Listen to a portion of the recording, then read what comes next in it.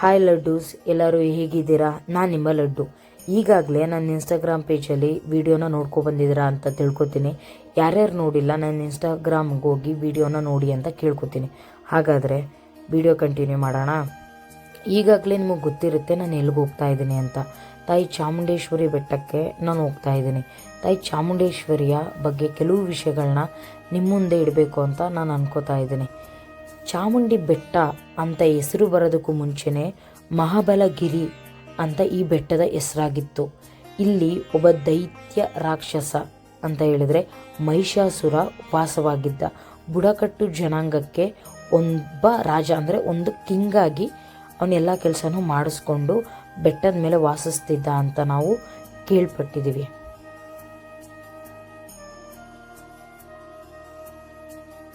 ಇನ್ನೊಂದು ವಿಷಯ ಏನು ಅಂತ ಹೇಳಿದ್ರೆ, ಮೊದಲು ಮೈಸೂರು ಅಂತ ಹೆಸರು ಬರೋದಕ್ಕೂ ಮುಂಚೆನೆ ಮಹಿಷಾಸುರನಿಂದ ಹೆಸರಿನಿಂದ ಬಂದಂತಹ ಮಹಿಷಾಪುರ ಅಂತ ಈ ಮೈಸೂರನ್ನ ಕರೀತಾ ಇದ್ರು. ಮಹಿಷಾಸುರ ಏನು ಮಾಡ್ತಾರೆ ಅಂತ ಹೇಳಿದ್ರೆ, ಬ್ರಹ್ಮನ್ನ ಹೋಲಿಸ್ಕೊಳ್ಳೋದಿಕ್ಕೆ ಘೋರ ತಪಸ್ಸಿಗೆ ಅಂತ ಹೇಳಿದ್ದಾರೆ. ಘೋರ ತಪಸ್ಸಿಗೆ ಒಲಿದಿದ್ದ ಬ್ರಹ್ಮ ಭೂಮಿಗಿಳಿದು ನಿಂಗೇನು ವರ ಬೇಕು ಅಂತ ಮಹಿಷಾಸುರನ ಕೇಳ್ತಾರೆ. ಆವಾಗ ಮೊದಲನೇದಾಗಿ ವರ ಕೇಳಿದ್ದೆ, ನನಗೆ ಯಾವ ಪುರುಷರಿಂದ ಸಾವಾಗಬಾರ್ದು ಅಂತ ಹೇಳಿ ಮಹಿಷಾಸುರ ವರ ಕೇಳ್ತಾರೆ. ಹಾಗೆ ಎರಡನೇದಾಗಿ ನನ್ನ ಒಂದು ತೊಟ್ಟ ಹನಿ ರಕ್ತ ಭೂಮಿ ಮೇಲೆ ಬಿದ್ದರೂ ಕೂಡ 100 ಮಹಿಷಾಸುರಗಳು ಹುಟ್ಟಲಿ ಅಂತ ಹೇಳ್ಬಿಟ್ಟು ಮಹಿಷಾಸುರ ಏನು ಮಾಡ್ತಾರೆ, ವರನ ಕೇಳ್ತಾರೆ. ಮಹಿಷಾಸುರನ ತಪಸ್ಸಿಗೆ ಮೆಚ್ಚಿ ಬ್ರಹ್ಮ ದೇವ್ರು ಏನು ಮಾಡ್ತಾರೆ, ತಥಾಸ್ತು ಅಂತ ಹೇಳಿ ವರನ ಕೊಡ್ತಾರೆ. ವರ ಸಿಕ್ಕಾದ್ಮೇಲೆ ಮಹಿಷಾಸುರನ ಹಟ್ಟಹಾಸ ಅತಿರೇಕಕ್ಕೆ ಹೋಗಿರುತ್ತೆ. ಯಾವ ಮಟ್ಟಿಗೆ ಅಂತ ಹೇಳಿದ್ರೆ, ಜನರಿಗೆ ಎಷ್ಟು ಹಿಂಸೆ ಕೊಡ್ತಿರ್ತಾನೋ ಹಾಗೆ ದೇವತೆಗಳಿಗೆ ಅವನು ಹಿಂಸೆನ ಕೊಡೋದಕ್ಕೆ ಸ್ಟಾರ್ಟ್ ಮಾಡಿರ್ತಾನೆ. ದೇವತೆಗಳು ಬ್ರಹ್ಮ ವಿಷ್ಣು ಮಹೇಶ್ವರನ ತ್ರಿಮೂರ್ತಿ ದೇವರುಗಳ ಹತ್ರ ಹೋಗ್ತಾರೆ.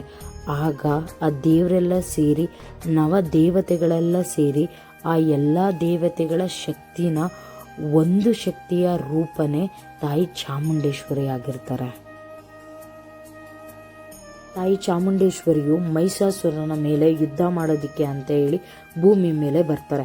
ಭೂಮಿ ಮೇಲೆ ಬಂದಾದ್ಮೇಲೆ ಒಂದಿನ ಯುದ್ಧ ಮಾಡ್ತಾರೆ, 2ನೇ ದಿನ ಯುದ್ಧ ಮಾಡ್ತಾರೆ. ಹಾಗೆ 10 ದಿನಗಳ ತನಕ ತಾಯಿ ಚಾಮುಂಡೇಶ್ವರಿಗೂ ಮತ್ತು ಮಹಿಷಾಸುರನ ಮಧ್ಯೆ ಯುದ್ಧ ನಡೀತಾನೆ ಇರುತ್ತೆ. 10ನೇ ದಿನ ತಾಯಿ ಚಾಮುಂಡೇಶ್ವರಿ ಮಹಿಷಾಸುರನ ಸಂಹಾರ ಮಾಡ್ತಾರೆ.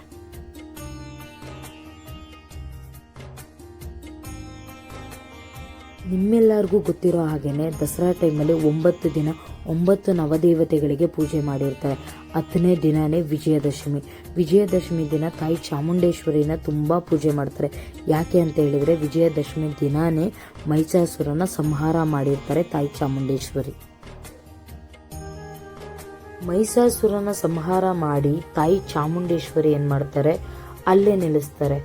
ತಾಯಿ ಚಾಮುಂಡೇಶ್ವರಿ ನೆಲೆಸಿದ ಜಾಗ ಒಂದು ಮಹಾಬಲಗಿರಿ ಅಂತ ಬೆಟ್ಟ ಆಗಿರುತ್ತೆ. ತಾಯಿ ಚಾಮುಂಡೇಶ್ವರಿ ನೆಲೆಸಾದ್ಮೇಲೆ ಚಾಮುಂಡಿ ಬೆಟ್ಟ ಅಂತ ಹೆಸರಾಗಿರುತ್ತೆ.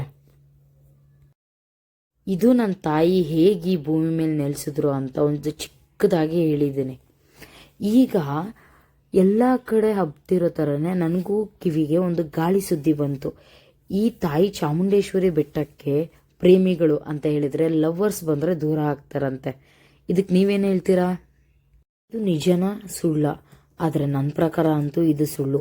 ಯಾವುದೇ ತಾಯಿನಾದ್ರೂ ಮಕ್ಕಳಿಗೆ ನೋವಾಗಲಿ ಮತ್ತು ಅವ್ರ ಖುಷಿನ ಕಿತ್ಕೋಬೇಕು ಅಂತ ಯಾವತ್ತೂ ಕೂಡ ಯೋಚನೆ ಮಾಡಿರಲ್ಲ. ಹಾಗಾಗಿ ಎಷ್ಟೊಂದು ಜನ ಇಲ್ಲೇ ಪ್ರೀತಿ ಮಾಡಿ ಮದುವೆ ಆಗಿರೋ ಸಾಕ್ಷಿಗಳು ಕೂಡ ಇದೆ. ಹಾಗೆ ತಾಯಿ ಚಾಮುಂಡೇಶ್ವರಿ ಅವ್ರಿಗೆ ನೋವು ಕೊಡಲೇಬೇಕು ಅಂತ ಹೇಳಿದ್ರೆ ಯಾಕೆ ಕೊಡ್ತಾರೆ? ತನ್ನ ಭಕ್ತಾದಿಗಳನ್ನ ತುಂಬ ಇಷ್ಟಪಡೋದೆ ತಾಯಿ ಚಾಮುಂಡೇಶ್ವರಿ. ಹಾಗೆ ಭಕ್ತಾದಿಗಳು ಕೂಡ ತಾಯಿ ಚಾಮುಂಡೇಶ್ವರಿನ ಅಷ್ಟೇ ಪ್ರೀತಿ ಮಾಡ್ತಾರೆ. ಕೆಲವು ಗಾಳಿ ಮಾತುಗಳಿಂದ ತಾಯಿ ಚಾಮುಂಡಿ ಬೆಟ್ಟಕ್ಕೆ ಯಾವ ಕಳಂಕನೂ ಬರೋದು ಬೇಡ. ನಮ್ಮನವ್ರು ಯಾವಾಗ್ಲೂ ಪ್ರೀತಿಯಿಂದ ತಪ್ಕೋತಾರೆ ಹೊರತು ಯಾವತ್ತೂ ಕೂಡ ನೋವು ಕೊಡಬೇಕು, ಕಷ್ಟಗಳನ್ನ ಕೊಡಬೇಕು ಅಂತ ಯಾವತ್ತೂ ಅನ್ಕೊಡಲ್ಲ. ಈಗ ಆಯ್ತು ಕಣಪ್ಪ, ಲವರ್ಸ್ಗಳನ್ನ ದೂರ ಮಾಡ್ತಾ ಇರ್ಬೋದು ಚಾಮುಂಡಿ ಬೆಟ್ಟಕ್ಕೆ ಹೋದಾಗ ಅಮ್ಮನವ್ರೆ. ನಿಮ್ಮ ಪ್ರಕಾರ ಈಗ ಇಲ್ಲ ಹುಡುಗ ಕೆಟ್ಟವನಾಗಿರ್ಬೇಕು, ಇಲ್ಲ ಹುಡುಗಿ ಕೆಟ್ಟವರಾಗಿರ್ಬೇಕು. ಅದಕ್ಕೋಸ್ಕರ ತಾಯಿ ಚಾಮುಂಡೇಶ್ವರಿ ಮುಂದಿನ ಜೀವನ ಇವ್ರದ್ದು ಒಳ್ಳೇದಾಗ್ಲಿ ಅಂತಲೂ ಬೇರೆ ಮಾಡಿರ್ಬೋದಲ್ವಾ. Think positive. ಯಾವಾಗಲೂ ಕೂಡ ಒಳ್ಳೆಯದನ್ನು ಬಯಸೋದಕ್ಕೆ ನಾವು ಯೋಚನೆ ಮಾಡಬೇಕು.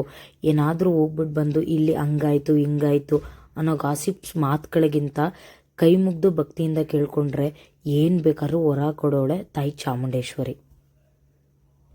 ನನ್ನ ಪ್ರಕಾರ ಏನೇನು ಅನ್ನಿಸ್ತು ಅಂತ ಎಲ್ಲ ಹೇಳಿದ್ದೀನಿ. ತಾಯಿ ಚಾಮುಂಡೇಶ್ವರಿ ಯಾವತ್ತಿದ್ರೂ ನಮ್ಮ ಜೊತೆ ಇರ್ತಾರೆ ಅಂತ ನಾನು ಇದುವರೆಗೂ ನಂಬಿದ್ದೀನಿ. ಯಾವತ್ತೂ ಕೂಡ ತಾಯಿ ಕೆಟ್ಟದ್ದು ಮಾಡಲ್ಲ ಅನ್ನೋದು ನಂಬಿದ್ದೀನಿ. ತಾಯಿನ ಯಾರು ನಂಬ್ತಾರೆ ಕಡೆ ತನಕ ಕೈ ಬಿಡೋಲ್ಲ ಅನ್ನೋದಂತೂ ನಿಜವಾಗ್ಲೂ ಇದು ನಿಜ. ಈ ಗಾಸಿಪ್ಸ್ ಮಾತಿಂದ ನೀವು ಹೇಳಿ, ಇದು ನಿಜನಾ ಸುಳ್ಳ? ಪ್ರೇಮಿಗಳು ತಾಯಿ ಚಾಮುಂಡೇಶ್ವರಿ ಬೆಟ್ಟಕ್ಕೆ ಹೋದರೆ ದೂರ ಆಗ್ತಾರಾ ಇಲ್ವಾ ಅನ್ನೋದನ್ನ ನೀವು ಕಮೆಂಟ್ ಮುಖಾಂತರ ತಿಳಿಸಿ.